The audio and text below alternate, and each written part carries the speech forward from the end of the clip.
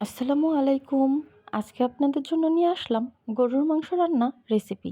চলুন তাহলে শুরু করা যাক।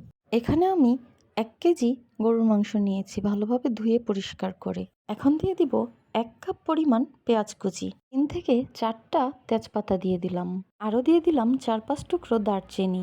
দিয়ে দিলাম ৫ থেকে ৬টা এলাচ গোটা। আরও দিলাম ২-৩টা লং ও ৪-৫টা গোলমরিচ। আরও দিয়ে দিব ৩ থেকে ৪ টেবিল চামচ আদা ও রসুন বাটা। এখানে আমি ১ টেবিল চামচ হলুদ গুঁড়া ব্যবহার করেছি। দিয়ে দেব ১ টেবিল চামচ মরিচ গুঁড়া। আরও দিব ১ চা চামচ ধনিয়া গুঁড়া। এখানে আমি পরিমাণ মতো লবণ ব্যবহার করেছি। দিয়ে দিচ্ছি ১ চা চামচ জিরে গুঁড়া। আরও দিলাম আধা চা চামচ গরম মশলার গুঁড়া। আরও দিয়ে দিলাম ১ কাপ পরিমাণ সয়াবিন তেল।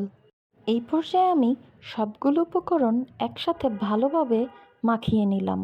মাখিয়ে নিয়ে তাতে সামান্য পরিমাণ পানি দিয়ে দিলাম। এখন একটি ঢাকনা দিয়ে ঢেকে চুলার আঁচটা আমি মাঝারি দিয়ে বসিয়ে দিলাম পাতিলটা। ২০ মিনিট পর আমি ঢাকনা তুলে মাংসগুলো একটু নেড়ে চেড়ে দিলাম। দেখুন আমার মাংসটা প্রায় কষে এসেছে। মাংসের পানিটা শুকিয়ে আসার পর আমি এখানে দিয়ে দিলাম আগে থেকেই কেটে রাখা কিছু আলু।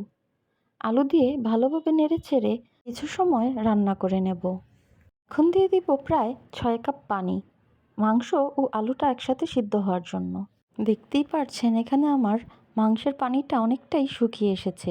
এই পর্যায়ে আমি দিয়ে দেব ৪-৫টা আস্ত কাঁচামরিচ। কিছু সময় ঢাকনা দিয়ে জাল করে নেওয়ার পর দেখুন আমার মাংসটা হয়ে গিয়েছে। এখন আমি চুলাটা বন্ধ করে দেব। এখন শুধু গরম গরম পরিবেশন করার পালা। কেমন হয়েছে অবশ্যই কমেন্ট বক্সে বলে যাবেন। আল্লাহ হাফেজ।